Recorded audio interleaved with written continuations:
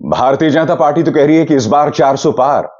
पूरा मीडिया भी कह रहा है कि प्रधानमंत्री नरेंद्र मोदी का लौटना तय है, मगर इंडिया गठबंधन हिम्मत नहीं हार रही और यही लोकतंत्र का तकाजा है। दोस्तों, आप बेशक हार जाओ, बेशक आपको सामने चुनौती बहुत कठिन दिखाई दे रही है, मगर लड़िए। और यही लोकतंत्र का तकाजा है, यही मुकाबले का भी तकाजा है। खबर क्या है मैं आपको बताता हूं। दोस्तों, तमाम मीडिया ने पहले खबरें फैला दी थी कि भाई समाजवादी पार्टी और कांग्रेस में बात नहीं बन रही है, उनमें रिश्ते टूट गए हैं। आप जानते हैं, इस तरह की तमाम खबरें चलाई गई थी कि बात टूट गई, बात नहीं हो रही है, इस तरह की बातें हो रही थी। गठबंधन को लेकर लगातार सवाल उठा रहे थे, मगर फिर यह व्यक्ति यानी कि अखिलेश यादव अचानक तुरुप का एक पत्ता खेलता है और वो कहता है कि 17 सीटों पर कांग्रेस चुनाव लड़ेगी और 63 पर समाजवादी पार्टी चुनाव लड़ेगी। हम ये बात स्पष्ट कर दें कि जयंत चौधरी पहले से ही इंडिया गठबंधन से बाहर निकल गए हैं।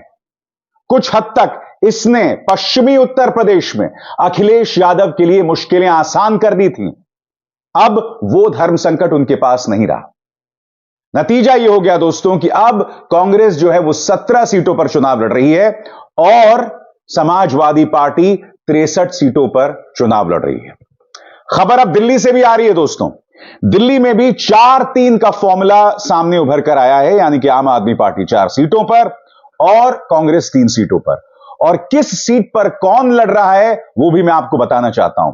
कांग्रेस और आम आदमी पार्टी के दिल्ली गठबंधन के फॉर्मूले में आम Aadmi party New Delhi, north west Delhi, west Delhi और साउथ दिल्ली से चुनाव लड़ेगी। वहीं कांग्रेस पूर्वी दिल्ली, उत्तर पूर्वी दिल्ली और चांदनी चौक से चुनाव लड़ेगी। स्पष्ट हो जाता है दोस्तों, दिल्ली में पहली बार बात बनती दिखाई दे रही है। 4-3 का फॉर्मूला सामने उभर कर आ गया है, क्योंकि मैं आपको बतलाना चाहूंगा कि पार्टी के नेता ये लगातार कह रहे थे कि भाजपा जो है उन्हें लगातार धमका रहा है कि इंडिया गठबंधन से बाहर आ जाओ, वरना अरविंद केजरीवाल को गिरफ्तार कर लेंगे। और मैं आपको बता दूं, ईडी ने, प्रवर्तन निदेशालय ने अरविंद केजरीवाल को एक बार फिर बुलाया है, मगर अरविंद केजरीवाल कदम पीछे नहीं हटा रहे हैं। इस बात को लेकर सुगबुगाहट थी कि ईडी की डर से हो सकता है कि 7 सीटों पर आम आदमी पार्टी अकेले चुनाव लड़ेगी, मगर यह गठबंधन करके आम आदमी पार्टी ने स्पष्ट कर दिया है कि हम ईडी से नहीं डरते हैं और उस दबाव में नहीं आने वाले हैं। दोस्तों, चाहे यूपी हो चाहे दिल्ली हो, इन दोनों के गठबंधन के क्या मायने कुछ देर बाद मैं आपको बताऊंगा। मगर जो बड़ी खबर आ रही है वो पश्चिम बंगाल से। पश्चिम बंगाल में ममता बनर्जी और कांग्रेस के बीच में गठबंधन टूट गया था। ममता बनर्जी ने इस बात का ऐलान कर दिया था कि कांग्रेस हमारी बात नहीं सुन रही है। ऊपर से अधीर रंजन चौधरी, यह शख्स लगातार ममता बनर्जी और टीएमसी के बारे में अनर्गल बयान दे रहे थे। और जब यह गठबंधन टूटा था, तब पार्टी के नेता डेरेक ओब्रायन सामने आए थे और उन्होंने कहा था कि इस गठबंधन के टूटने की 3 वजहें अधीर रंजन चौधरी, अधीर रंजन चौधरी, अधीर रंजन चौधरी। और अब खबर क्या आ रही है मैं आपको पढ़ के सुनाना चाहता हूं आपकी स्क्रीन पर। और यह खबर कोई और नहीं, अडानी का न्यूज चैनल दे रहा है आपकी स्क्रीन पर। सूत्रों के मुताबिक कांग्रेस और टीएमसी के बीच पश्चिम बंगाल, असम और मेघालय की सीटों को लेकर बातचीत चल रही है और यह सकारात्मक दिशा में बढ़ रही है। सीट शेयरिंग फॉर्मूले के तहत बंगाल में टीएमसी को 36 और कांग्रेस को 5 सीटें मिल सकती हैं। पहले ममता बनर्जी ने बंगाल में सभी 42 सीटों पर अकेले चुनाव लड़ने का ऐलान किया था। अब यह फॉर्मूला यहां पर 36 और 5 का है, यानी कि फॉर्मूला स्पष्ट हो रहा है दोस्तों। बंगाल में फॉर्मूला होगा 36-5, दिल्ली में फॉर्मूला होगा 4-3, उत्तर प्रदेश में फॉर्मूला होगा 63-17। और मैं आपको बता दूं दोस्तों, जहां उत्तर प्रदेश की बात है, यहां पर समाजवादी पार्टी बहुत तेजी से काम कर रही है। जिन 63 सीटों पर समाजवादी पार्टी जो चुनाव लड़ रही है, वहां पर बाकायदा नामों के ऐलान किए जा रहे हैं। मसलन आपके स्क्रीन पर यह समाजवादी पार्टी का प्रेस रिलीज। उन्होंने अनाउंस किया है कि मुजफ्फरनगर से हरेंद्र मलिक, आंवला से नीरज मौर्य, शाहजहांपुर से राजेश कश्यप, हरदोई से श्रीमती उषा वर्मा, मिश्रिक से राम गोपाल राजवंशी। आप देख सकते हैं बाकायदा नामों के ऐलान किए हैं। सपा के कौन कौन से प्रत्याशी लोकसभा चुनाव में मैदान में उतरेंगे, उनके नाम आपके सामने। प्रतापगढ़ से एसपी सिंह पटेल, बहराइच से रमेश गौतम, गोंडा से श्रीमती श्रेया वर्मा, गाजीपुर से अफजाल अंसारी, चंदौली से वीरेंद्र सिंह। बाकायदा तमाम लोगों के ऐलान यहां पर किए जा रहे हैं, यानी कि उत्तर प्रदेश में मुकाबला अब स्पष्ट हो चुका है। एक तरफ समाजवादी पार्टी और कांग्रेस, यानी कि जिस शख्स को क्या वोट देना है उसके सामने विकल्प है, और दूसरी तरफ जयंत चौधरी और भारतीय जनता पार्टी। मगर यहां भारतीय जनता पार्टी के लिए दिक्कत है, और मैं जानता हूं आप क्या सोच रहे हैं। आप कहेंगे कि भाई मायावती भी तो हैं, उसका भी जवाब दूंगा। मगर आपको मैं बतलाना चाहता हूं कि इस वक्त बीजेपी और रालोद के साथ दिक्कत क्या है दोस्तों। सबसे पहली बात, यह मुगालता किसी को नहीं होना चाहिए कि प्रधानमंत्री नरेंद्र मोदी और मुख्यमंत्री आदित्यनाथ निर्विवादित सबसे लोकप्रिय नेता हैं उत्तर प्रदेश में। यह जो दो तुरुप के पत्ते भाजपा के पास हैं, उसका मुकाबला नामुमकिन है।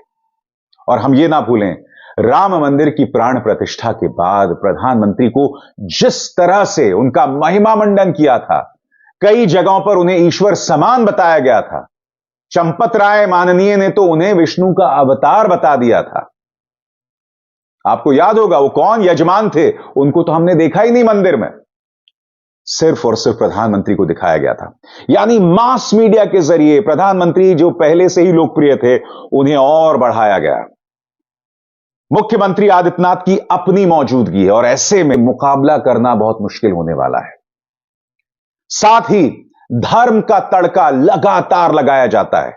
अभी कुछ ही दिनों पहले मुख्यमंत्री आदित्यनाथ ने मथुरा की बात की थी, श्री कृष्ण मंदिर की बात की थी, यानी कि राम मंदिर की प्राण प्रतिष्ठा हो गई है, मगर लगातार मथुरा को लेकर, ज्ञान व्यापी को लेकर तापमान को उग्र किया जा रहा है। यानी कि भाजपा जानती है कि अगर 80 में से 80 सीटें लेनी है तो एकमात्र रास्ता क्या है कि धर्म को लेकर माहौल को गर्म किया जाए। मगर दिक्कत क्या है दोस्तों, पश्चिमी उत्तर प्रदेश में किसान आंदोलन हर गुजरते दिन के साथ उग्र होता जा रहा है। राकेश टिकैत कह रहे हैं कि जिस तरह से किसानों पर जुल्म किया जा रहा है, हम उसका मुकाबला करेंगे। किसान लगातार कह रहे हैं कि हम पर जुल्म किया जा रहा है। जयंत चौधरी जो अब तक किसानों के साथ थे पिछली बार के आंदोलन में, इस बार पूरी तरह से खामोश हैं। पश्चिमी उत्तर प्रदेश की जनता ये लगातार देख रही है कि राजनीति के लालच में यह व्यक्ति किसानों को भूल गया। जिस तरह से जयंत चौधरी ने पलटी मारी है, पश्चिमी उत्तर प्रदेश ये लगातार देख रहा है। इसलिए जहां जहां से रालोद चुनाव लड़ेगी, स्वाभाविक सी बात है दोस्तों, किसान उस चीज पर निगाह बनाए रखेगा। वो देख रहा है कि किस तरह से विचारधारा की तिलांजलि डालकर जयंत चौधरी पलटी मार गए। क्यों? क्योंकि 1 या 2 सीटों पर बात नहीं बन पा रही थी। ये सब बेकार की बातें हैं दोस्तों। दिक्कत यह है कि आंदोलन का हिस्सा होने में हर किसी में हिम्मत नहीं होती है। हर कोई विचारधारा पर अडिग नहीं बने रह सकता। लोग सांसद बनना चाहते हैं, मंत्री पद चाहते हैं, और जयंत चौधरी को दिखाई दे रहा है कि 2024 में भाजपा की राह आसान है, कम से कम उत्तर प्रदेश में है, इसीलिए पलटी मारी। मगर जनता ये देख रही है।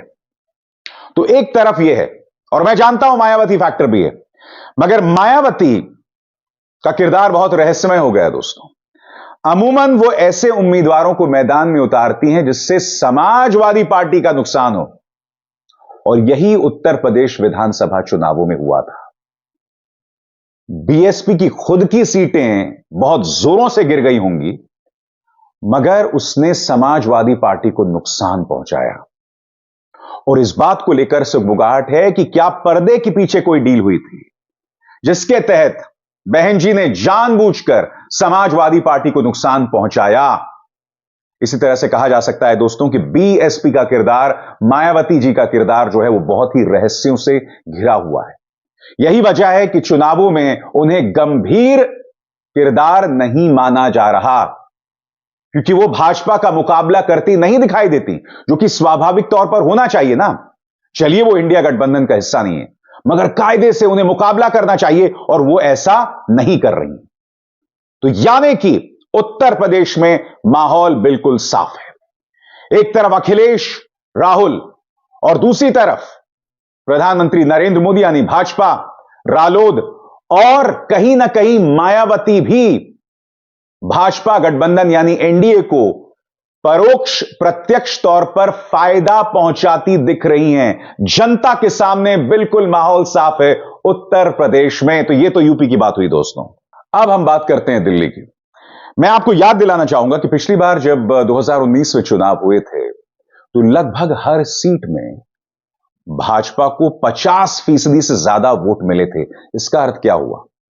पिछली बार अगर आम आदमी पार्टी और कांग्रेस में समझौता हो भी जाता तब भी शायद बीजेपी जीत जाती। और उस वक्त आपको याद है पुलवामा को लेकर लहर थी। आप कह सकते हैं कि इस बार राम मंदिर को लेकर तापमान बढ़ाया जा रहा है। बिल्कुल सही कह रहे हैं आप। मगर अगर राम मंदिर को लेकर भाजपा पूरी तरह से आश्वस्त होती, उससे मिलने वाले वोटों को लेकर पूरी तरह से आश्वस्त होती, तो बिहार में खेला नहीं होता। जी हां, बिहार में जो नीतीश और जिस नीतीश कुमार की पुलिस ने सड़क पर घसीट घसीट के भाजपा के नेताओं की पिटाई की थी, दोबारा आप उन्हें मुख्यमंत्री नहीं बनाते और दोबारा सम्राट चौधरी मुरेठा उतारे बगैर डिप्टी चीफ मिनिस्टर नहीं बन जाते। यानी कि राम मंदिर से चुनावी फायदा होगा, इस बात को लेकर भाजपा में विश्वास नहीं है। लिहाजा जरूरी नहीं है कि दिल्ली में इस बार वोट फीसदी जो है वो 50% को क्रॉस कर सकता है। 10 साल गुजर चुके हैं, एंटी इनकम्बेंसी भी सामने है, कई मुद्दे मुबाहे सामने खड़े हैं। छोटे व्यापारी, बेरोजगारी, अर्थव्यवस्था, नौकरी, ये तमाम मुद्दे हैं जो सामने उभर कर आ रहे हैं और इन तमाम मुद्दों का जवाब भाजपा के पास नहीं है। भाजपा क्या करती है? जैसे ही मुद्दे सामने आते हैं वो ले देके या तो राम मंदिर की बात करती है या धार्मिक मुद्दों की बात करती है या हिंदुओं में मुसलमानों को लेकर एक काल्पनिक डर पैदा करती है। बताइए साहब, 10 साल से हिंदू हृदय सम्राट देश के प्रधानमंत्री हैं, मगर अब भी मुगल आके हम पर राज करेंगे। दूसरी बार मुख्यमंत्री आदित्यनाथ उत्तर प्रदेश के मुख्यमंत्री बन गए हैं, मगर अब भी मुगल आके राज करेंगे। दिल्ली में पुलिस किसकी है? अमित शाह की पुलिस है, मगर फिर भी मुगल आकर राज कर जाएंगे अगर मोदी जी चले गए। तो ये बातें पुरानी हो गई है दोस्तों। इसलिए मेरा मानना है कि दिल्ली में भी मुकाबला बहुत दिलचस्प हो गया है। रही बात पश्चिम बंगाल की, पश्चिम बंगाल में अगर यह फॉर्मूला हो जाता है 36-5, तो यह स्पष्ट हो जाता है कि ममता बनर्जी कांग्रेस के साथ मिलकर भाजपा से मुकाबला करना चाहती है। क्योंकि एक बात स्पष्ट कर दो दोस्तों, पिछली बार 2019 में कई सीटों में कांग्रेस और वामपंथी दलों ने ममता का नुकसान किया था और यही बात उत्तर प्रदेश में भी दिखाई दी थी जब कांग्रेस ने समाजवादी पार्टी का नुकसान कई सीटों में किया था 2019 के लोकसभा चुनावों में और उसके बाद हाल ही में जो उत्तर प्रदेश के विधानसभा चुनाव हुए थे। अब दोनों एक मंच पर हैं, यानी कि वो 1000, 2000, 5000 वोट जिसके अंतर से भाजपा जीत रही थी कांग्रेस की वजह से, अब वो नहीं होने वाला है। ना वो पश्चिम बंगाल में होगा, ना वो दिल्ली में होगा और ना वो उत्तर प्रदेश में होने वाला है। यह चिंता भाजपा के रणनीतिकारों को लगातार सता रही है। कांग्रेस और अखिलेश यादव के साथ आने से, ममता और कांग्रेस के साथ आने से और दिल्ली में केजरीवाल और कांग्रेस के साथ आने से। इसलिए मैं कह रहा हूं दोस्तों, इंडिया गठबंधन के लिहाज से यह एक सुखद खबर है, यह इनके लिए अच्छी खबर है। मगर बात यहां तक नहीं बनेगी क्योंकि आप जानते हैं जब राजनीति की बात आती है, जब चुनावों की बात आती है, तब कई फैक्टर्स काम करते हैं। आप एनजीओ की तरह बातें नहीं कर सकते, आप एक राजनीतिक दल हैं। मैं आपको कांग्रेस के एक महानुभव हैं जयराम रमेश, उनका बयान दिखाना चाहता हूं दोस्तों। ये लोग अब भी नहीं सीख रहे हैं। ये देखिए, चुनावी यात्रा नहीं है, यह वैचारिक यात्रा है। आज अमेठी पहुंचेगी कांग्रेस की यात्रा। जब पत्रकार ने कांग्रेस नेता जयराम रमेश से पूछा कि क्या राहुल अमेठी से चुनाव लड़ेंगे, तो सुनिए उन्होंने क्या कहा। जयराम रमेश कह रहे हैं चुनावी यात्रा नहीं है, यह वैचारिक यात्रा है। सबसे पहले माननीय जयराम रमेश, आप एक पॉलिटिकल पार्टी चला रहे हैं, एनजीओ नहीं चला रहे हैं। तो ये जो सोच है इसे दिमाग से बाहर निकालिए। आप एक पॉलिटिकल पार्टी हैं, राहुल गांधी न्याय यात्रा कर रहे हैं, उसका मकसद राजनीतिक है और होना भी चाहिए। दिक्कत क्या है दोस्तों, कांग्रेस में दो तीन ऐसे चेहरे हैं जो पर्दे के पीछे हैं, मगर वो अपनी सोच से कांग्रेस का काम लगातार खराब कर रहे हैं। और ये कौन लोग हैं आप भी जानते हैं। ये लोग लगातार अपनी एनजीओ नुमा सोच से कांग्रेस के रास्ते में रोड़े अटका रहे हैं। मैं नहीं जानता हूं ये लोग क्यों कर रहे हैं, और मैं यह भी नहीं जानता हूं कि राहुल गांधी इन्हें क्यों सुनते हैं। कांग्रेस को दो तीन चीजें समझ जानी चाहिए। Number one, you are not an NGO, you are a political party. आप एक राजनीतिक दल हैं, लिहाजा राजनीतिक दल के तौर पर चुनाव लड़ें। नंबर दो, 2014 से पहले का माहौल नहीं है जब आप सरकार में थे। अब आप 50 सीटों वाली पॉलिटिकल पार्टी हैं, और अगर आप बाज नहीं आए तो आप 40 से नीचे आ जाने वाले हैं। कहने का अर्थ क्या है, अब आपका वो रुतबा नहीं है। चाहे पश्चिम बंगाल हो, चाहे उत्तर प्रदेश हो, चाहे बिहार हो, आप इन सभी राज्यों में क्षेत्रीय दलों के मुकाबले जूनियर पार्टी हैं। अहंकार को त्यागिए, अहंकार से बाहर आइए। अब आपकी वो पहले वाली बात नहीं है, वो पहले वाला रसूख नहीं, इसलिए अपने क्षेत्रीय दलों को सुनिए। आप सुनेंगे, आप उनके साथ एक टीम के तौर पर काम करेंगे, तभी जाकर आप मुकाबला कर पाएंगे। दोस्तों, जो खबर आ रही थी मीडिया में कि उत्तर प्रदेश में बात बिगड़ गई, कुछ नहीं होने वाला, ऐसा क्यों हो रहा था मैं आप जानते हैं? क्योंकि उत्तर प्रदेश में पार्टी के कुछ ऐसे नेता हैं जो लगातार न जाने रहस्यमय कारणों से कांग्रेस के लिए मुश्किलात पैदा कर रहे हैं। अविनाश पांडे, अजय राय, ये लोग न जाने क्यों कभी अखिलेश यादव के बारे में अनर्गल बयान कुछ कुछ लगातार बोल रहे थे। और आपको याद है मध्य प्रदेश के चुनावों में कमलनाथ जो पूरी शिद्दत के साथ भाजपा की गोद में बैठना चाहते थे, मगर उनका खेला खराब हो गया। उन्होंने क्या कहा था अखिलेश यादव के बारे में? अखिलेश वखिलेश। मुझे खुशी है कि मध्य प्रदेश में भी जो गठबंधन हुआ है उसके तहत खजुराहो से समाजवादी पार्टी चुनाव लड़ेगी। तो यह साफ हो रहा है कि इस वक्त कांग्रेस के अंदर कोई सलीके से सोच रहा है, मगर कांग्रेस के अंदर ऐसे कई नेता हैं जो उसके लिए मुश्किलात पैदा कर रहे हैं, जो पार्टी को एनजीओ बना देना चाहते हैं।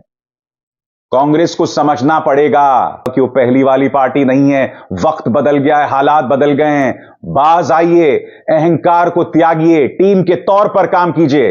एक तो मुझे बात समझ नहीं आ रही है कि न्याय यात्रा में अब जो राहुल गांधी ब्रेक देने वाले हैं, कायदे से न्याय यात्रा करनी चाहिए और मैं उसके पक्ष में हूं, क्योंकि अगर आप घर में ही बैठे रहते तो आप कुछ भी नहीं करते। कम से कम न्याय यात्रा के जरिए आप जनता के बीच जा रहे हैं, जो अच्छी बात है। मगर मैं आपसे एक सवाल पूछना चाहता हूं। राहुल गांधी विदेश यात्रा पर भी जा रहे हैं क्योंकि उनका कोई शायद भाषण है कहीं। इस वक्त एक एक दिन मायने रखता है। आप विदेश क्यों जा रहे हैं? आपको कायदे से नहीं जाना चाहिए। आपको ममता बनर्जी, केजरीवाल, तेजस्वी, उनके साथ बैठकर बात करनी चाहिए, और आपको कलकत्ते जाना चाहिए, पटना जाना चाहिए। आपको तेजस्वी की जन विश्वास यात्रा में शामिल होना चाहिए। बाहर निकलिए। आप अपने समर्थकों के लिए मसीहा हो सकते हैं, मगर राजनीति ऐसे नहीं लड़ी जाती है। सबसे पहली बात, जयराम रमेश जी, ये एनजीओ नहीं है, ये एक पॉलिटिकल पार्टी है। तो इस सोच को यहां से, और जैसे मैंने कहा ना, राजनीति में आप खेलते हैं हराने के लिए। आप हार जाते हैं तो आपको हारा हुआ माना जाता है, और सामने वाला विजेता। जो जीता वही सिकंदर, जो हारा वो बंदर। अब इसार शर्मा को दीजिए इजाजत। नमस्कार। स्वतंत्र और आजाद पत्रकारिता का समर्थन कीजिए, सच में मेरा साथी बनिए। बहुत आसान है दोस्तों, इस ज्वाइन बटन को दबाइए और आपके सामने आएंगे ये 3 विकल्प। इनमें से एक चुनिए और सच के इस सफर में मेरा साथी बनिए।